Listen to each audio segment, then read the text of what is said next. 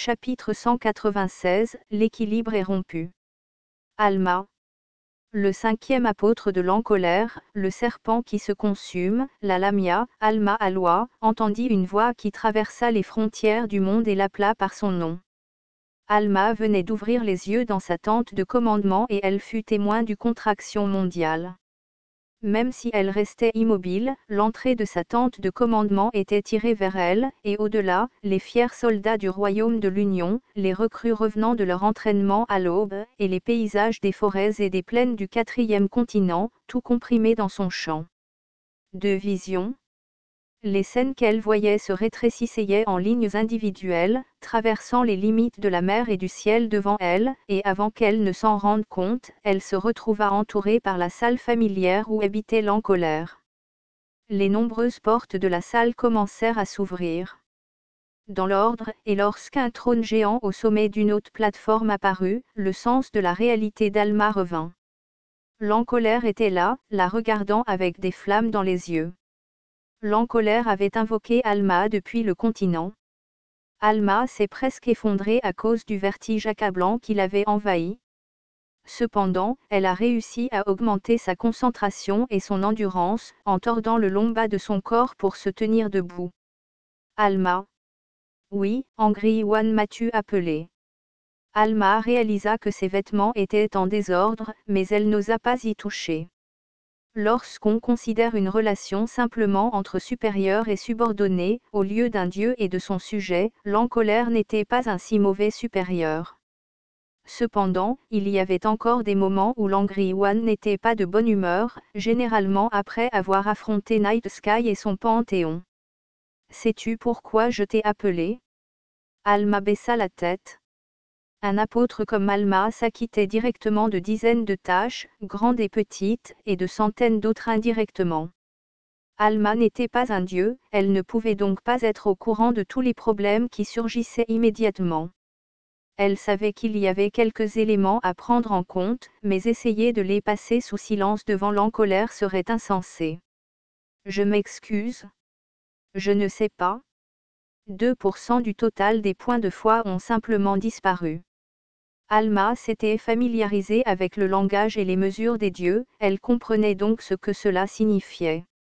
2% pourraient être considérés comme grands ou petits. Les ressources de foi actuelles pour maintenir les lignes de front représentaient environ la moitié du total, la moitié restante étant réservée à la création de créatures ou à l'utilisation de miracles si nécessaire, ainsi que lorsque les créations de créatures et les prêtres exercent leur pouvoir pendant les batailles. Et lors d'une bataille majeure, les ressources de foi pouvaient parfois tomber littéralement au plus bas. Cependant, s'il s'agissait d'une situation temporaire, il n'y aurait aucune raison pour que la colère soit trop inquiète. Alma a restreint les nombreuses tâches dont elle était responsable.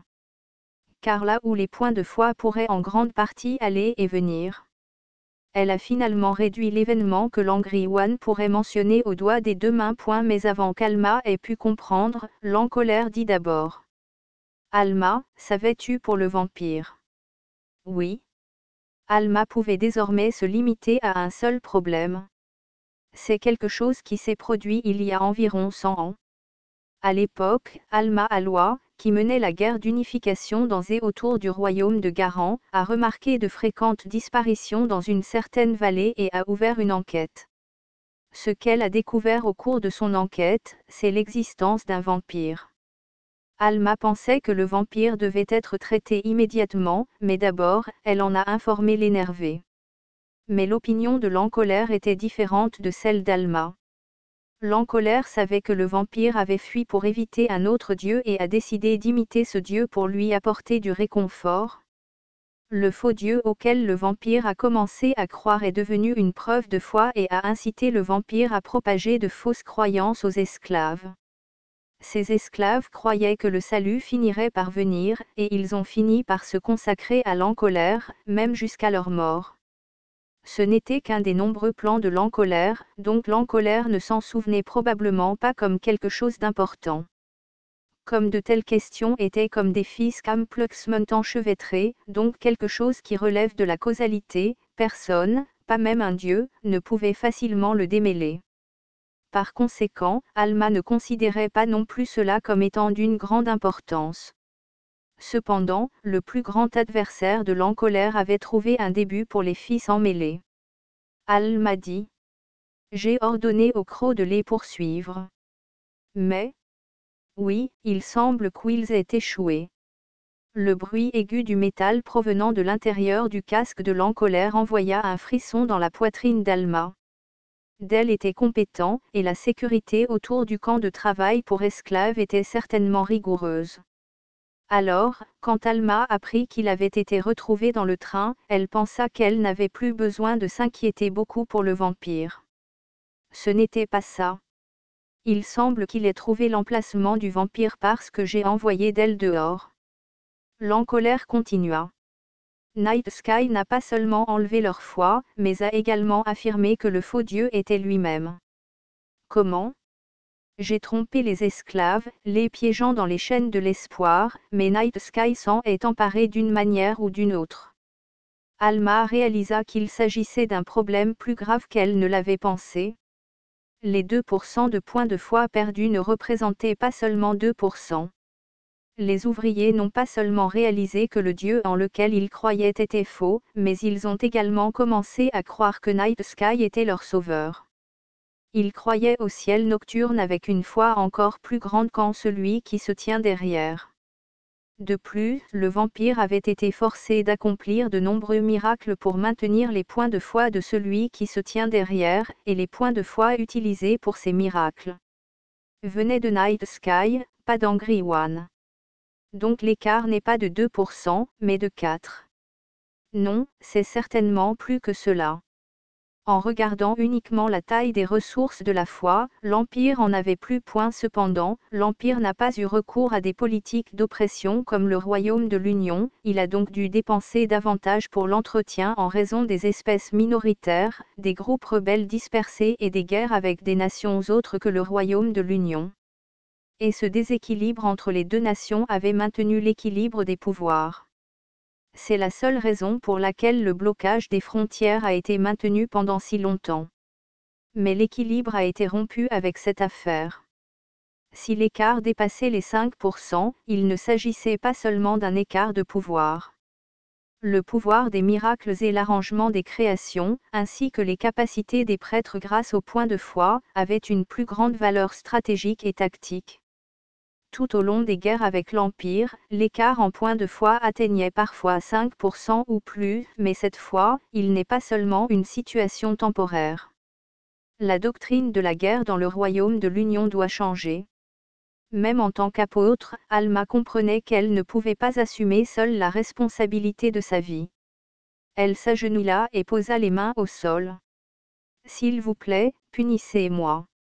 L'encolère, Hégémonia, resta silencieux pendant un moment. Hégémonia était consciente de son propre style de jeu, c'était tranchant, mais il y avait toujours une part d'entêtement. Au lieu de démêler le contexte global, Hégémonia s'est concentrée sur la recherche et l'exploitation des faiblesses que ses adversaires ont montrées par accident au moment idéal avec leur sens animal moins. C'est cette persévérance qui a souvent apporté la victoire à Hégémonia. Mais elle ne mène pas toujours à la victoire. Surtout avec des joueurs comme Nebbiolo, qui n'avaient aucune ouverture et transformaient toutes les faiblesses potentielles en opportunités, Hégémonia avait du mal à utiliser ses forces. Comme le temps a passé, l'hégémonie a cru que la situation deviendrait plus favorable pour eux. Peu importe le niveau de compétence d'un joueur, il avait tendance à perdre sa concentration à long terme, et les erreurs passées devenaient plus évidentes avec le temps. Cependant, celui dont la netteté était devenue terne était lui-même. Parmi les nombreuses variables qu'il avait jouées sans contexte, l'une d'elles les pressait comme une dette empruntée sans réfléchir. C'est ma faute. Alma était une subordonnée loyale.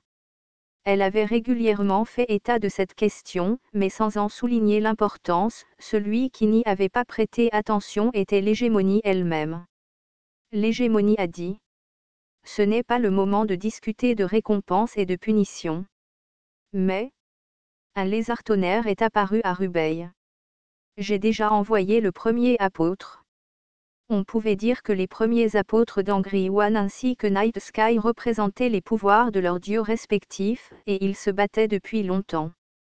Mais Alma sent que cette bataille est différente de la précédente. D'après mes calculs, l'écart actuel est de 7%. Il augmentera encore après la restauration de l'au-delà. À ce rythme-là, nous n'avons d'autre choix que d'accepter cet écart et de sombrer lentement vers notre perte. Des flammes vacillaient dans le casque en corne de laine colère. Lève-toi, Alma. Il est temps d'engager une guerre sans relâche **************************************************************************************************************************************************************************************************************************************************************************************************************************************************sécurité. Des étincelles ont jailli du point de contact entre la lance et le sol, et rien qu'en étant pris dans les étincelles, les soldats ont été brûlés vifs sans aucune chance de survie. Ils sont en train de mourir. À ce moment-là, quelque chose est tombé de l'air. Bruit sourd. Une onde de choc a balayé la craque et repoussé la poussière en cercle concentrique. La craque réussit à bloquer le marteau qui descendait vers sa tête avec sa lance, mais le sol sous lui s'enfonça profondément. Le bord du tunnel derrière la craque s'est également effondré dans le feu qui faisait rage. La craque dit alors au gnoll tenant le marteau. Salkai. Salkai, le premier apôtre de l'Encolère, chef de la tribu des oreilles coupées et roi fondateur de la nation, a répondu après avoir détruit le sol. La craquite ça fait un moment. La craque écarta sa lance pour enfoncer le marteau. Salkai, tenant son énorme marteau de guerre de la taille de sa tête, esquiva habilement toutes les frappes de la craque et effectua un autre coup. L'affrontement entre eux a envoyé des ondes de choc dans l'air, remplissant le ciel de rugissements tonitruants et provoquant des tremblements de terre. La bataille de ces deux apôtres était comme une catastrophe naturelle vivante. À chaque attaque évitée, même ceux qui se trouvaient à distance étaient balayés, de sorte que les agents feignent, les gardes et les ouvriers s'enfuyaient sans discrimination. Alors que la craque esquivait l'attaque de Salkai, il cria à Romine. « Que fais-tu » Enregistré Oué-Kiang. Même si Romine pensait au départ qu'elle ne pouvait pas faire un pas, elle réalisa qu'elle devait le faire après avoir entendu la voix de la craque. Oué-Kiang et Yoran étaient emmenés par d'elle, fuyant au loin. Salkai plissa alors les yeux et balança son marteau vers Romine. Considérant que la distance était de près d'une centaine de mètres, Romine pensa que Salkai avait commis une erreur. Bruit sourd. Cependant, le sol s'est fendu et les fissures se sont étendues sous ses pieds. Elle dut s'éloigner rapidement pour l'éviter. Les couches changeantes donnaient à Romine le mal des transports. Salkai rit. Rara. Tu penses que tu peux y aller ? La craque a ensuite rapidement tranché la gorge de Salkai avec sa lame, et la bataille a repris. Romine, malgré sa peur et le terrain brisé à chaque pas, a couru sur le terrain escarpé, qui s'élevait plus haut que sa tête. Elle a trébuché à plusieurs reprises, se cognant la tête et s'égratignant les genoux. Courir. Elle pouvait entendre la voix de la craque même si sa silhouette était obscurcie par les nuages de poussière. Romine serra les dents et gravit une colline.